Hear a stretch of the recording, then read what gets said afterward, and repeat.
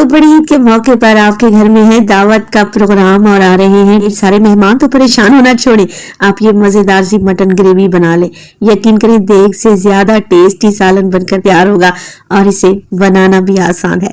बिस्मिल्लाहिर्रहमानिर्रहीम, अस्सलाम वालेकुम। खुश रहें, आबाद रहें, जहां भी रहें हैप्पी रहें और हेल्दी रहें। तो मैं हूँ फायजा और वेलकम करूँ आपको चटपटे पकवान में। तो आज आप लोगों से शेयर करूंगी मैं जायकेदार मटन ग्रेवी। शोरबे वाला ये लजीज सालन दावत के लिए परफेक्ट है, तो इसे बनाना तो बनता है। रेसिपी बनाए तो अपना फीडबैक दें, रेसिपी अच्छी लगे तो लाइक भी कर दें और चटपटे पकवान को सब्सक्राइब भी कर लें। ईद स्पेशल दावत स्पेशल जायकेदार मटन ग्रेवी बनाने के लिए सबसे पहले तो ले लिया है मैंने मटन। ईद के लिए रेसिपी बना रही हूँ तो मटन है तकरीबन 2 किलो के बराबर। मिक्स गोश्त का इस्तेमाल कर रही हूँ, जैसा ईद हर घर में मौजूद ही रहता है। चलें जी, गोश्त को अच्छे तरीके से धोएं और धोने के बाद किसी स्ट्रेनर में डालकर रखें ताकि इसका एक्स्ट्रा पानी ब्लड निकल जाए। अब 2 किलो मटन के लिए मैं तकरीबन 2 प्याज का इस्तेमाल करूंगी। परफेक्ट रेशो बता रही हूँ, परफेक्ट रेसिपी बनेगी। तो एक बड़े साइज का प्याज है, उसके साथ एक छोटे साइज का प्याज है, और अगर इन प्याज को वजन में देखें तो तकरीबन 200 ग्राम के बराबर ये प्याज बनेंगे। बस जी कुछ भी नहीं करना, प्याज को छीलें और बिल्कुल बारीक बारीक लच्छों में काट कर तैयार कर लें। ये देखें कुछ इस तरीके से बिल्कुल बारीक प्याज काटेंगे ना, फ्राई करने में आसानी रहेगी और प्याज पर एक जैसा ही कलर आएगा। जायकेदार मटन ग्रेवी बनाने के लिए सबसे पहले बड़ा सा बर्तन ले लें। आप प्रेशर कुकर का भी इस्तेमाल कर सकते हैं। अच्छा, यहाँ पर मैं 1.5 कप ऑयल का इस्तेमाल कर रही हूँ, आप घी भी ऐड कर सकते हैं। ऑयल शामिल करें, जैसे ही ऑयल हल्का सा गर्म होता है तो डाल देंगे इसमें प्याज, जो कि हमने बारीक लच्छों में काट कर रखे हुए थे। तो प्याज को मैं यहाँ पर फ्राई करूंगी और हल्का सा लाइट गोल्डन कलर दूंगी, मगर उससे पहले प्याज के ऊपर हल्का सा नमक डाल देते हैं। 2 से 3 चुटकी प्याज पर अच्छा सा कलर आएगा और जल्दी से गोल्डन भी हो जाएगा। तो यहाँ पर देखिए प्याज को हमें सिर्फ लाइट सा गोल्डन ही करना है। अच्छा, आप लोगों के अक्सर कमेंट्स आते हैं कि बड़ी रेसिपीज भी दें बड़ी फैमिलीज के लिए या दावतों के लिए, तो आज ये 2 किलो मटन ग्रेवी एकदम परफेक्ट बनेगी। आंखें बंद करके बनाएं, जायकेदार तैयार होगी इंशाल्लाह ताला। तो देखिए बातों ही बातों में प्याज पर हल्का सा गोल्डन कलर आ गया है, बस इतना ही कलर हमें चाहिए था। फौरन से फ्लेम को ऑफ कर दें क्योंकि प्याज पर ज्यादा कलर नहीं आना चाहिए। लाइट सा गोल्डन प्याज रखेंगे ना तो सालन का कलर बड़ा खूबसूरत बनेगा। तो सारा का सारा प्याज ऑयल से निकाल लूंगी और ऑयल को पतीले में ही रहने दें। इस प्याज का क्या करना है आगे चलकर आपको बताती हूँ। तो पतीले में जो ऑयल बच चुका है, फ्लेम को मैंने दोबारा से ऑन कर लिया है। तकरीबन 5 से 6 अदद इसमें डाल देंगे लौंग, 4 से 5 अदद छोटी इलायची, जिसका मुंह खोल कर डालेंगे तो अच्छी खुशबू आएगी। 4 अदद छोटे टुकड़े हैं 1 इंच के बराबर दालचीनी के। इसके अलावा मैं शामिल करूंगी इसमें साबित सफेद जीरा 1 टेबल भर के। तो ये साबित गरम मसाले लाजमी डालिएगा, इससे बड़ी ही प्यारी खुशबू आएगी शोरबे में।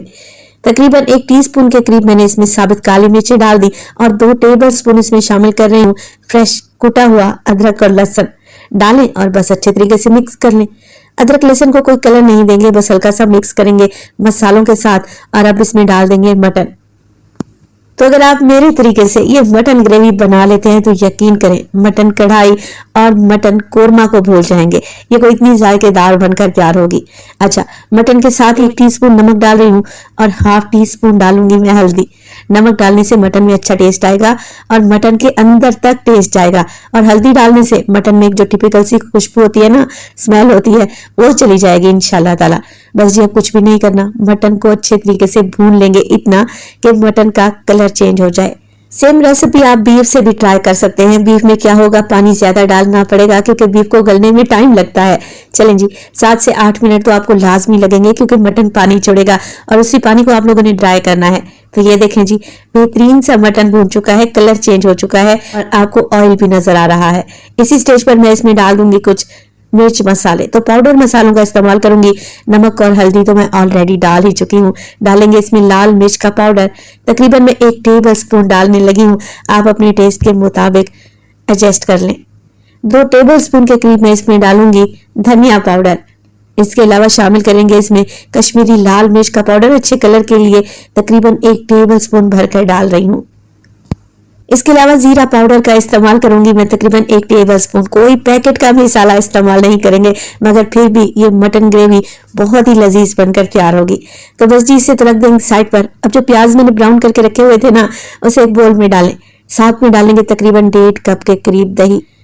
अच्छा, दही को अगर वजन में देखें तो 250 ग्राम के बराबर है। मैं आपको हर चीज का रेशो बता रही हूँ, कप्स में भी और ग्राम्स में भी, ताकि आप लोगों के लिए आसानी रहे। तो 1.5 कप के बराबर मैंने दही डाल दी है। बस ये अब कुछ भी नहीं करना, इसे मिक्सी जार में डालें या जूसर ब्लेंडर वाले जार में डालें और इसका पेस्ट बनाकर तैयार कर लें। तो एकदम फाइन सा ये पेस्ट बनकर तैयार हो गया है। देखिए, आपको प्याज इसमें तैरते भी नजर नहीं आएंगे और शोरबा भी एकदम ग्रेवी भी गाढ़ी बनेगी, शोरबा भी टेस्टी बनकर तैयार होगा। तो इसको डाल देंगे अब हम मटन में। मिर्च मसाले तो हम पहले ही ऐड कर चुके हैं।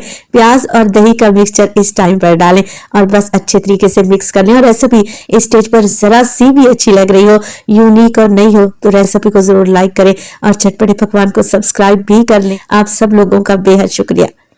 तो यहाँ पर अगेन हम मटन की भुनाई करेंगे और 7 से 8 मिनट के लिए भुनाई करेंगे, जब तक दही का पानी अच्छे तरीके से खुश्क नहीं हो जाता।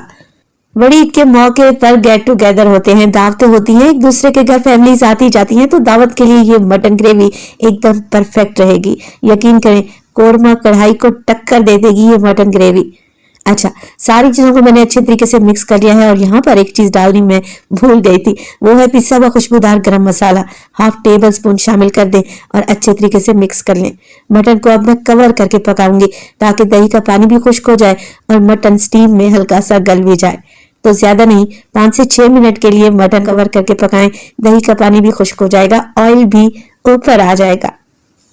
तो माशाल्लाह से आप जरा मटन की लुक चेक करें। 5 से 6 मिनट के बाद कितनी जबरदस्त सी लुक आई है। अब इससे कितना टेस्टी लग रहा है।